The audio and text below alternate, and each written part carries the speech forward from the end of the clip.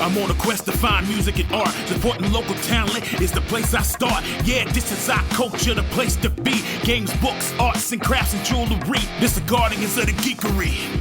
This the guardians of the geekery. This the guardians of the geekery. This the guardians of the geekery. And now for today's episode of Guardians of the Geekery with your hosts, Matt, Carol, and Joey.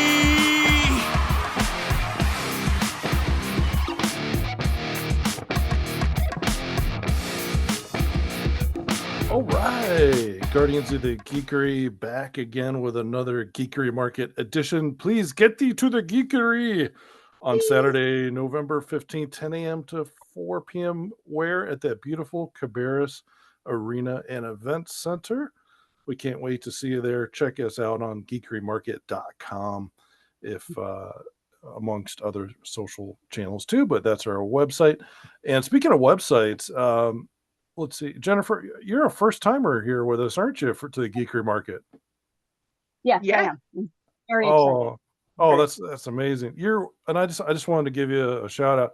Your website is awesome. So many times people, are just starting off, they don't even have a website, but yours is very clean and easy to see exactly what you do. And anyway, so I think that probably will help you with pre-orders as well. So we're very excited to have you. Yes, my husband will appreciate that. He built it, so nice. He'll appreciate it.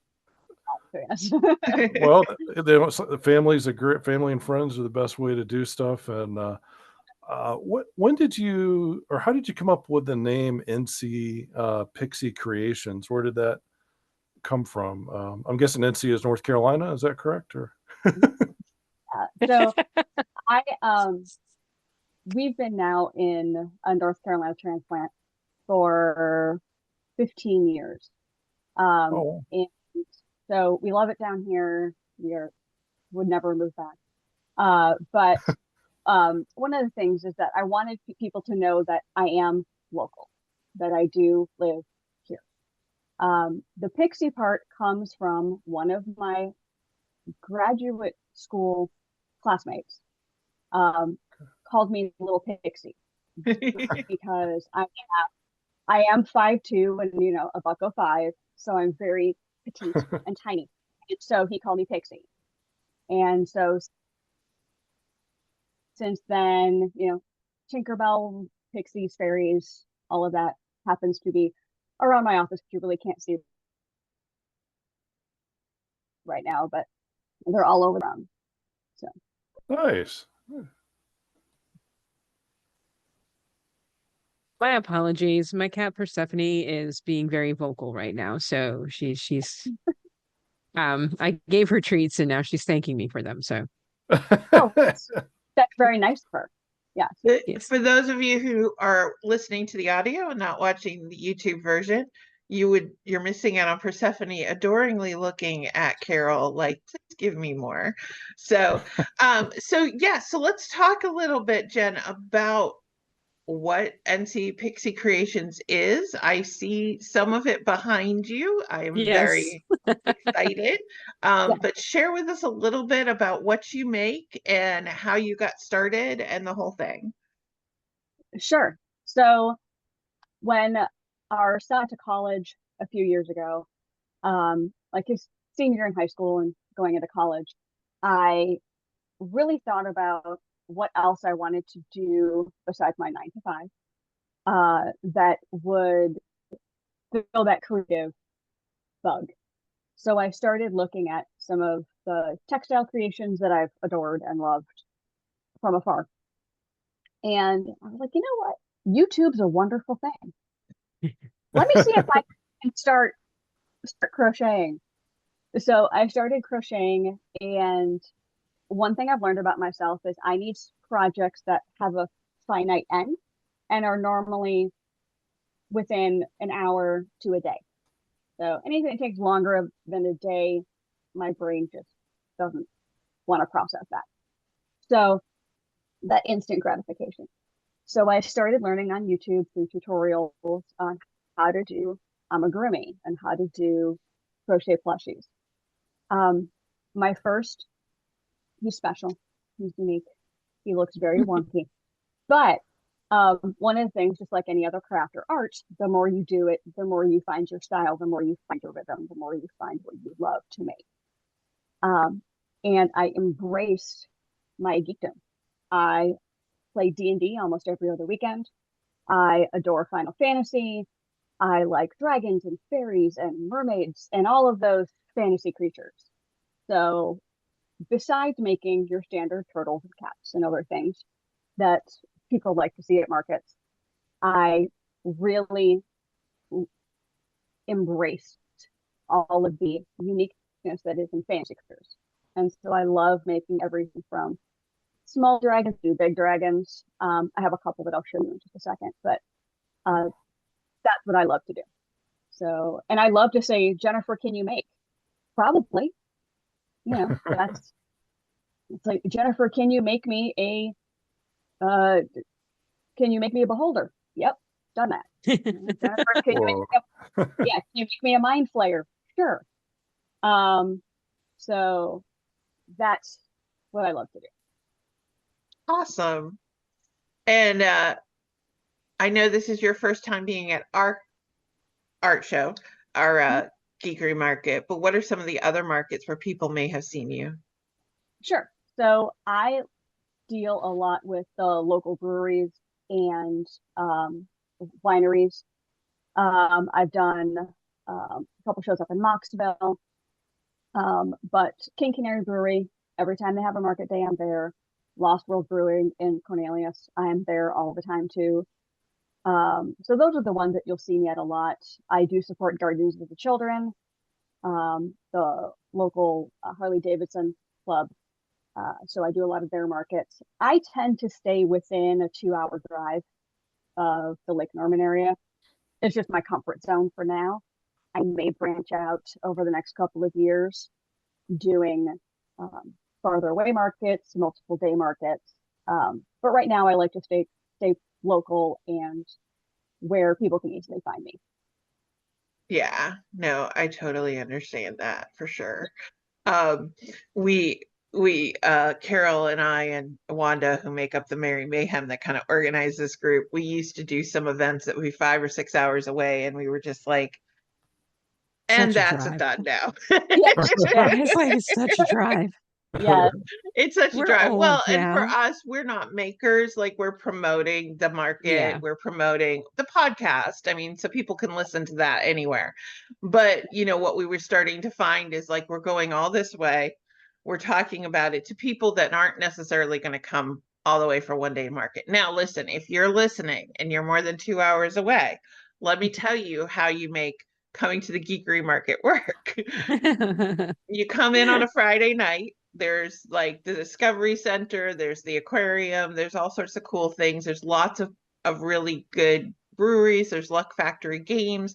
There's a lot of cool, comic book stores and stuff like that. You do that on the Friday night. Saturday, you come to the Geekery Market. You're going to be able to be there all day. And then Sunday, you go to the Renaissance Festival. And that's how you make a full weekend out of it. But that way, I'm only responsible for one day of your happiness, not the whole weekend. So that is my suggestion for anybody who really wants to make a full weekend trip out of it. I will just take responsibility for that one section. And we've learned, haven't we, gang, that that's all the energy we have. Oh, gosh, yeah. Yeah. Because, we're not as young as we used to be. No, and you start at like 5 in the morning and you crash around midnight that night when you're setting it up, taking it down, unpacking and just kind of recapping. So, but we love doing it. We love doing it. So show us the goodies. I'm so excited. I am totally in love with the little, is it a mermaid doll behind you? Yes. Is that available for pre-order? Because you may have already sold it. Meanwhile, I'm looking at the devil horned goat head. And that's how Joey and Carol work as a friendship. That's awesome. So any of my creations can be customized by color, by if you want fur yarn, if you want pretty much anything you can think of within reason, I can do my best to create for you. But I do everything from, little small dragons, So I like to think of him as the shoulder dragon, who will just like, sit right there. Oh, not so well, but Or, he's well, he's drunk. and that It's a free spirit. A free spirit. Yeah. And then I do my larger dragon. Oh my Whoa. gosh. So Wow. this is my sunflower dragon. He That's is so pretty. he's a Asian inspired dragon, so he's very long and skinny. Matt's favorite flower is the sunflower, so you just got his heart right there. And then of course, if you want your Oh my mind, gosh. who is totally posable, by the way. There's wire in it. Oh my gosh. So you can pose the arms, you can pose the body. So yeah, and all of the larger eyes are hand painted, so they're all going to be a little different. And then my current D&D character, to bring it back to my current obsession, has a griffin as a familiar. So Oh wow. Oh wow. gorgeous griffin who is extremely detailed and love her so much. She took me probably 14 hours Wow. to create, so she's just intricate, but she's so worth it. She's so worth it. And then for our Final Fantasy friends, gosh. our Oh my gosh. with, and I try to make them so they sit. I try. Doesn't always work that way. But yeah, then behind me, and I'll bring closer the dragon trophies that are on the back wall. That is awesome. So all of my dragon trophies, again, can be customized to colors you want. If you want, like this is my spring dragon, who is all in her green, gorgeous lushness. I've done one like this that's brown that has a moss on it. So it's definitely more spring lush. I do have, again, the black dragon back there. That's more of your traditional black dragon. And I'll bring up, there she is, my gorgeous mermaid. And I have smaller mermaids too. So I have my smaller mermaids, but for her, it was all about the hair. Because what mermaid doesn't have gorgeous, luscious hair? Yeah. It's beautiful. Yeah. So yeah, and my husband says I should rename my company Jennifer, Can You Make? Because that's traditionally the text messages that I get. It's Jennifer, can you make? My daughter is in love with the Ariel from The Little Mermaid. She wants the new Ariel.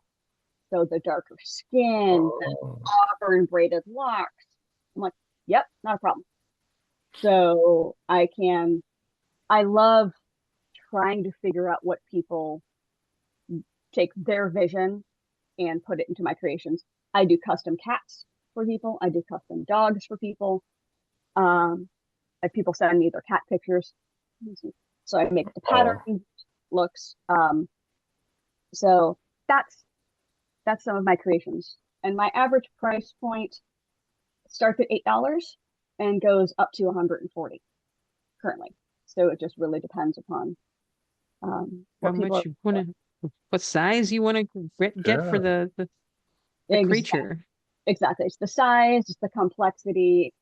I look at it, how long does it take? How much material do I use? And that's pretty much how I look at pricing. I think a lot of makers do the same. They look at, you want to at least get your materials back, and then how much time it took you. So, and I think so. Do you have do you have a favorite type of yarn to use for your creatures, or do you just like hit the sale rack like I do for my blankets and stuff? It's like, oh, that's on sale, I'll grab that. So traditionally, I use for my plushies, I use blanket yarn. So I use Burnett blankets. I use, let's see, Parfait Chunky. I use Use the Elise fuzzy stuff. Oligo. I do. I use the big fuzzy stuff. And I know of a lot of makers who don't like that because they say it's harder on their fingers. Whereas I prefer to work with bigger yarn than the 4-weight or something that's going to go into a garment. Gauging and me are not friends when it comes to, let's make a look. No, let's not. I'll let somebody else do that. So, yeah.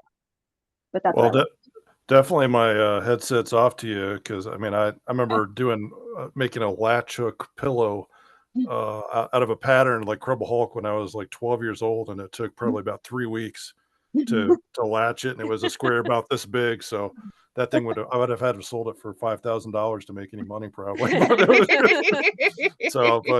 of course that was a beginner skill set. You're highly advanced by now, so that's amazing. But yeah, just the detail on some of those bigger pieces that just blows me away. So that's amazing. I mean, you hear 14 hours and you're like, I'm amazed by that, honestly. Yeah, That's really good. That's pretty amazing. I look at that size, and granted, it's been a while since I picked up a crochet hook. But I mean, like, that took me 3 weeks. Exactly. Well, and one of the things I was going to say is one of the things that makes makers like yourself so much more enjoyable than those, high volume manufactured crochet items or knit items, etc., is that customization that you can offer. The fact that you can be like, oh, you want it a little bit smaller, a little bit bigger. You've thought ahead about, oh, I could put wire in this one or not in this one, depending on what you want. You could be able to customize to that level of detail and know that it truly was made for you, but yeah, I'm a sucker for mermaids with the curly hair, and the fact that you can crochet it curly and everything like that. I'm always all about that life. So, but I think that's one of the most fun of being able to organize a market like this is I don't have to be the one crocheting it. I just have to pick the right people to come and sell their stuff. So I get to look at all of it and be all happy that you're there. So, and you said you will take pre-orders, correct? Yes, I will take pre-orders. I will cut it off because crochet is literally done each piece one at a time. So right. Nothing is mass produced. Like, knitting or something like that. A lot of makers who knit, of course, they do that by hand as well. I can't just print off another print of something. So I will have to close off orders at a certain point.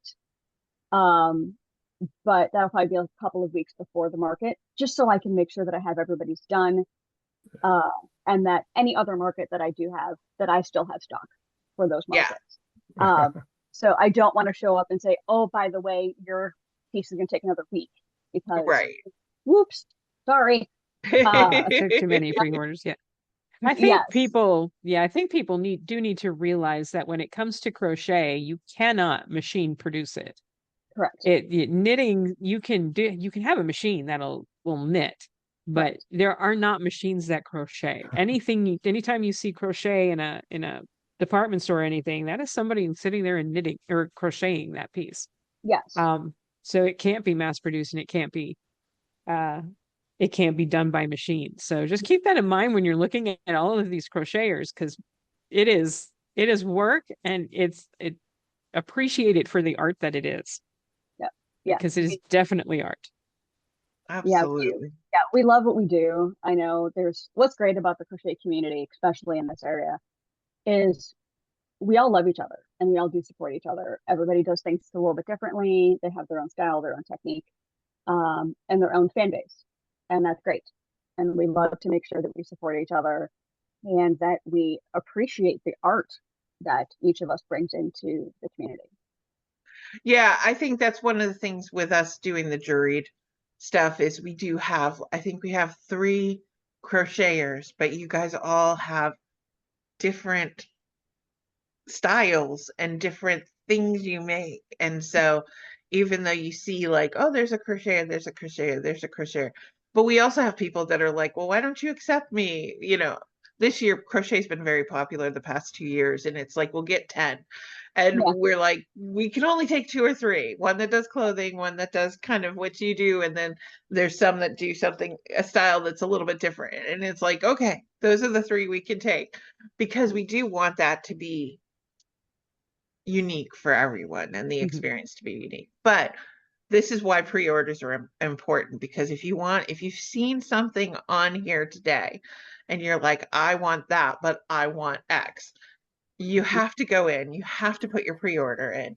And then market math, right? This is what we talk about all the time. Market math. You go ahead, you give Jennifer your order, you go ahead and pre-order, you pay for it, and you pick it up at the market.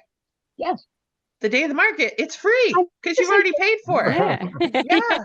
And I then mean, you could look at some of her other items on the table and buy those. And you know, that's just in addition to the free thing you already got from her.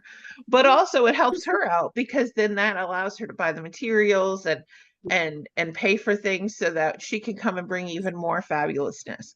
So you're supporting the business, you are giving yourself free stuff the day of, and you're providing opportunity for even more exciting stuff to be there. So if I could ever encourage you to pre-order, watch this video if you're listening to it, look at all the amazing things she made.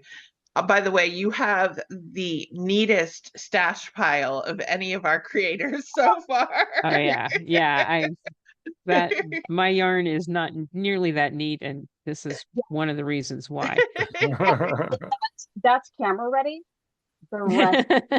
Yeah, no wide shots, please. No, in fact, I told my husband last night. I go, I have to clean up the room because I'm going to be on camera, and I said it looks insane in here because I am market prepping. You know, I have 4 shows in September. I'm prepping for Geekery. I'm stocking stuff away for Geekery that's not going to come to any other shows. So I want to make sure that I'm prepping, and I'm prepping now because it does take time. And one of the things that I tell people, when you go to any market, if you see something that you want, get it. And I'm just not talking from me, I'm talking from other makers, other designers, other artists, because they only have so many. And if you're at a market, grab it. Do not do the, I'm going to do a lap, because your next lap, it's gone. And then you're like, oh, I wish I would have gotten. Yeah. Yes, pre-order from all of your favorite artists to get what you want. And then you can take a lap, because you know you've gotten what you wanted from every maker. Right. And it's like, well, what we have said is, if it's somebody who does prints or they do books where there's like, you see 10 copies and you want a lap, I mean, buy from the authors, just go ahead and buy it. But, you know, in theory, you could pick what things you're going to buy now and what things you're going to buy later, if it's something like a book or a print where they can create more.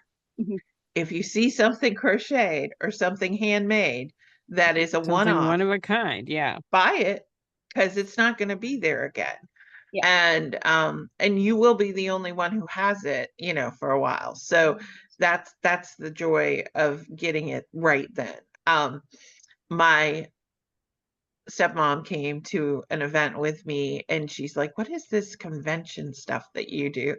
And so I took her in, and one of our favorite artists, who has moved to Michigan, so we don't get to see her as often, but she had made this beautiful mermaid doll. It was like a mini doll, so it had like the little tiny fork and spoon and everything like that. But she literally had only ever made one. She has not made one since. And it had that curly hair that we were talking about, that she and I are obsessed with, and everything like that.